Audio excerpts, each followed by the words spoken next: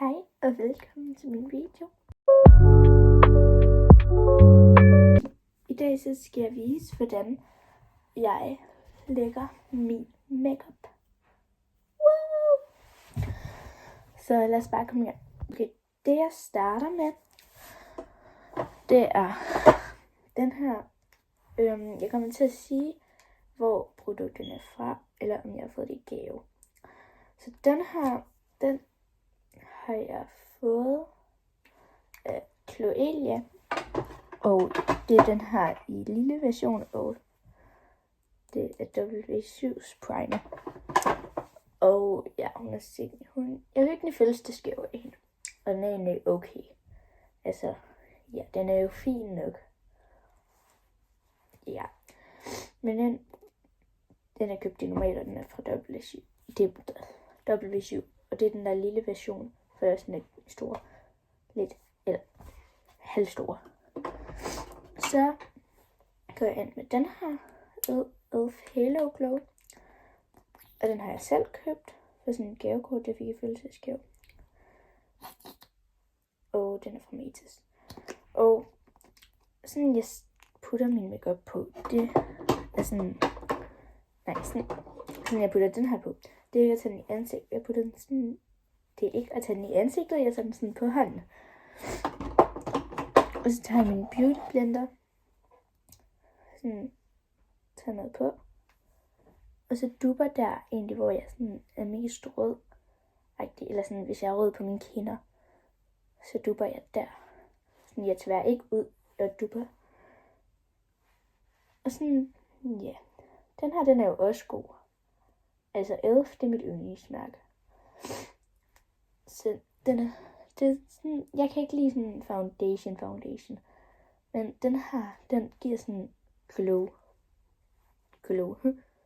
Altså jeg er glow i forvejen. Jeg bliver nødt til at tage min makeup af for at lave den her video. Men altså, who cares? Men ja. Jeg synes i hvert fald, den er virkelig god. Og jeg købte den i Matas igen, for det er gavekodet. Og så havde jeg også købt nogle andre ting, men det viser jeg lidt senere. Og så når jeg egentlig har brugt alt på den, så hvis der lige er meget lidt tilbage, så gør jeg bare lige sådan her. Og så er det concealer, men jeg skal have en ny concealer snart. Så ja.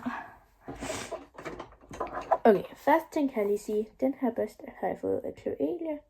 Jeg tænker, at den er fra Normal, for hun køber alle de normale. Så ja, den her palette, hvor der er sådan concealer og bronzer, men jeg bruger ikke bronzer, jeg bruger kun concealeren. Og ja, jeg fortryder mit køb. Altså, den er fra Normal, og den er, ja, det var det her, den her jeg havde til at starte med min makeup i går. Så ja, det, altså, jeg kan ikke anbefale den. Den er ikke god. Jeg synes virkelig, den er dårlig. Altså, jeg kan ikke, ja. Altså, den gør jo lidt det, den skal gøre, men jeg synes bare ikke. Jeg kan i hvert fald ikke anbefale den til folk. Ej, nu får jeg helt tør i øjnene. Men jeg har sådan en taktik med den her concealer. Sådan, så man kan se, at det ikke helt blendet ud godt nok. Men så gør jeg bare sådan her med fingrene. Sådan dupper resten. Ja, det må være fint. Ej, nu fik jeg helt tår i øjnene. Nå, men den kan jeg i hvert fald ikke anbefale. Den har jeg selv købt, og den er dårlig. Og ja, jeg kan ikke lide den. Og så er vi nået til bronzer. Den har jeg fået af Cloelia igen fra Matas, men det var sådan en tilbud, halløj der. Hvis I har set det før sådan i Matas, der står sådan et bord med forskellige ting, hvor der står 40% og alt, så fik jeg den her af Cloelia. Og ja, den er også fin. Eller ja, den er god. Jeg synes, den er god. Altså, den gør jo også det, den skal gøre. hold da op, det var også lige lovligt meget på, så det her. Nå, men den er i hvert fald købt i Matas, og jeg har fået en af Chloe. Og den her kunne jeg godt anbefale til folk, hvis man kunne finde. Og jo, jeg har glemt på at sige, hvor produkterne er fra. Halo Glow er fra min far kom lige ind. Men Halo Glow er fra Elf, og ja, concealeren var jo fra nummer. Det var egentlig kun Halo Glow, jeg glemte, tror jeg. Ja. Men ellers så tager jeg sådan den der bronzer bare og dupper på, som man normalt gør. Altså, det er bare i panden og her og der. Ja. Så har jeg den her. Jeg selv har købt for sådan igen det der gavekort. Sådan, den her fra Elf, den her blush. Og ja, den er også god, synes jeg. Altså, jeg kan ikke lide sådan nogle pink blushes, men hvis man kan se sådan orange, sådan orangeagtig. Og ja, men så tager jeg bare sådan 2 prikker og putter på. Og så bruger jeg den her børste til det. Og til bronzer bruger jeg den her børste. Og ja, den er også god, synes jeg. Ja, den gør jo også, hvad den skal gøre. Ej, det har jeg jo bare sagt til alle produkter. Altså, hold nu mund, du siger. Ja. Den er i hvert fald rigtig god. Og den er også fra Matas.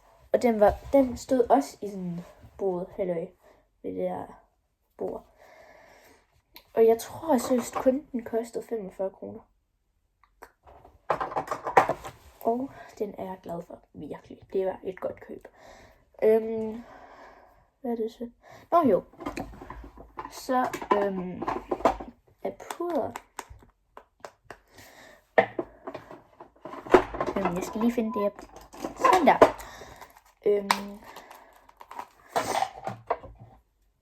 Der bruger jeg den her fra W7. Den har jeg også fået i gave af Chloe. Ja, det fik jeg i fødselsdagsgave. Jeg fik en hel pose med masser af makeup. Og ja, den er faktisk også god. Den er igen fra normal. Alt det makeup, jeg fik i Chloe, er fra normal. Men der er sådan med puder, så gør jeg egentlig bare sådan, tager det under øjnene.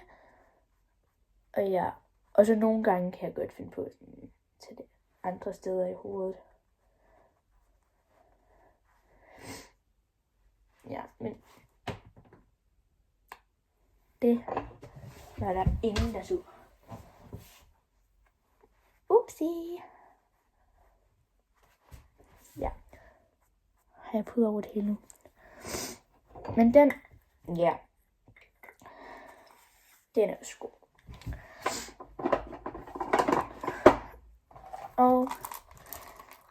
Men jeg blev virkelig overrasket, da jeg fik denne fødselsdagsgave af Chloe, fordi hun kom bare med sådan en kæmpe pose med masser af små gaver inde i. Ej, mine øjne. Her det løber i vandet, den der concealer. Lugte concealer. Den er virkelig dårlig.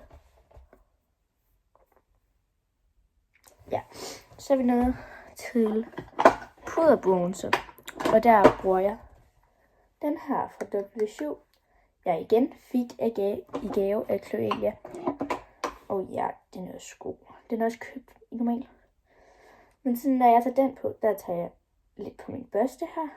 Og så gør jeg bare sådan en dupper. Fordi hvis jeg bare tager ud, så bliver det ikke blendet ud. Men hvis jeg sådan dupper det, så bliver det sådan blendet godt ud.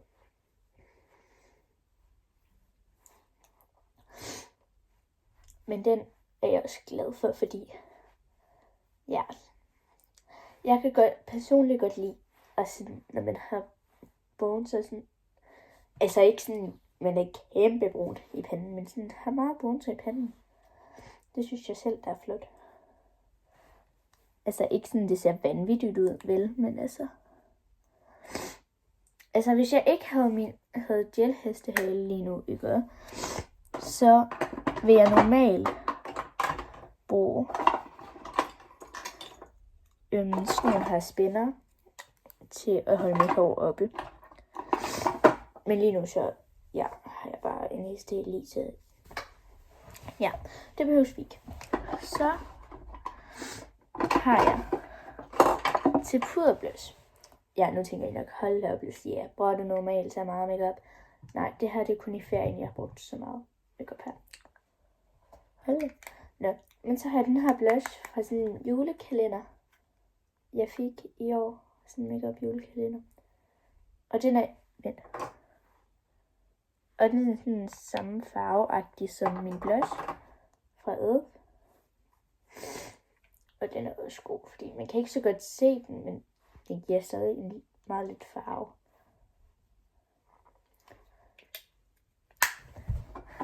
Og der bruger jeg til puderbronzer og cream bronzer og puderblush og cream blush. Der bruger jeg bare de samme børster. Og så, hvad er vi nået til? Så bruger jeg setting spray. Og den har jeg også fået i gave af Chloe. Det er fra W7. Sådan en lille setting spray. Den plejer sådan.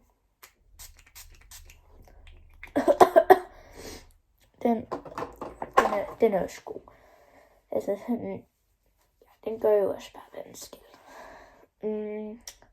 Men hvis man ikke kan lide kokos, så skal man nok ikke dufte den. Eller nej, købe den hedder det.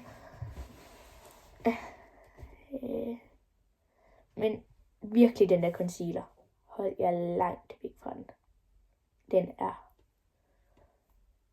altså virkelig dårlig, synes jeg. Nå, men så plejer jeg sådan at sætte min bryn med den her fra Elf. Den har jeg også brugt med geokort. Og nu tænker jeg nok, lad os sige, hvorfor er den der sådan lidt brun? Det er fordi, jeg er jo selvfølgelig så dum. Så jeg vidste jo godt, der var en til øjenvipperne og en til brynene. Men jeg har så ikke læst, at det stod her.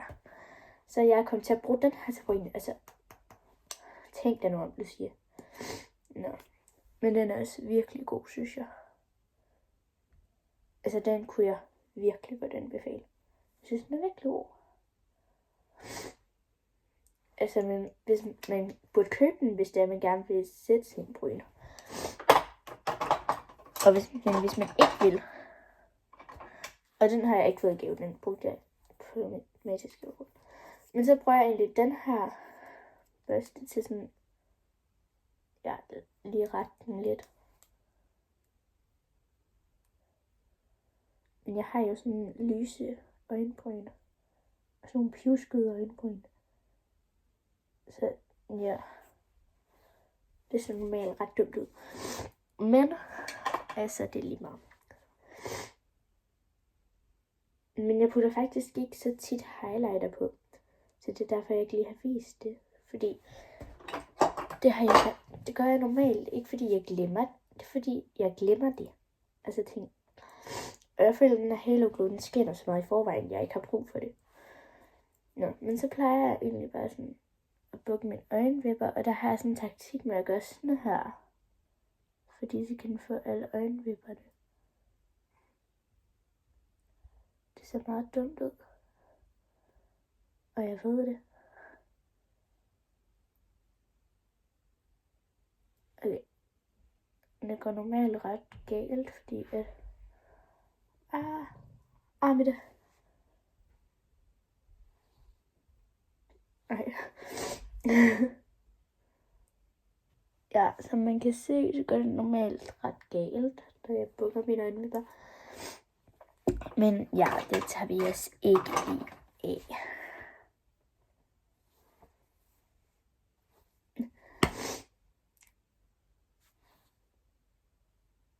Ej, nu ligner det jo kød af det.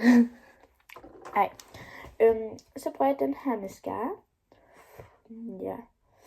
Som jeg har fået af Cloelia sammen med den her bruser. Fordi jeg var på min fars arbejde, og så da jeg kom hjem, så sagde hun havde en gave til mig, og det var jo selvfølgelig pakket ind i køkkenrulle. Ja, og så fik jeg de ting. Men ja, den er virkelig god. Men jeg har ikke brugt den i så mange dage, så derfor så gør jeg lige sådan her. Fordi ellers så kommer der meget mascara på, kan jeg godt love jer. Så allerede det var nok. Ej.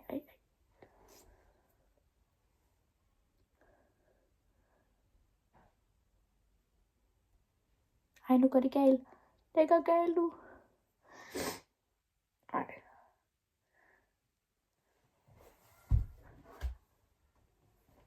Ej. Nå. Og så plejer jeg ikke bare. Hold da, magle, mand. Det gik lidt galt med den mascara. Ups. Nå, men ellers så plejer jeg sådan bare. Hvad hedder det? Bruge en af de her lipglosses til at smøre på. Normalt bruger jeg sådan helt rød en, men den ligger i min taske lige nu. Det har den faktisk gjort nogle dage, fordi jeg går godt den op.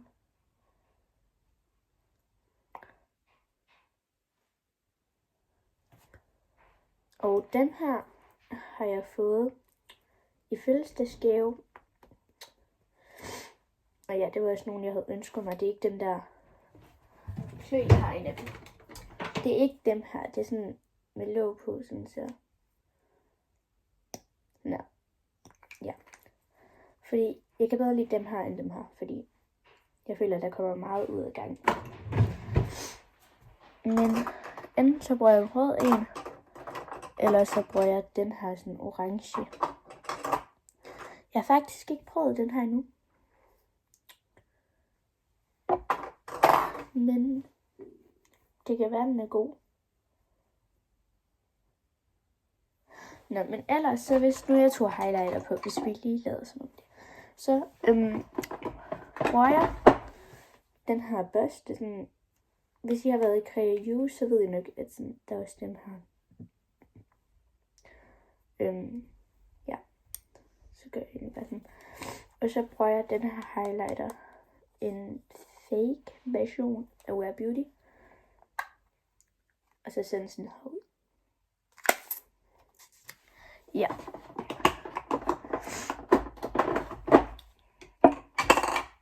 Og det var egentlig sådan, jeg lægger min makeup. Og det færdige resultat ser sådan her ud. Det ja.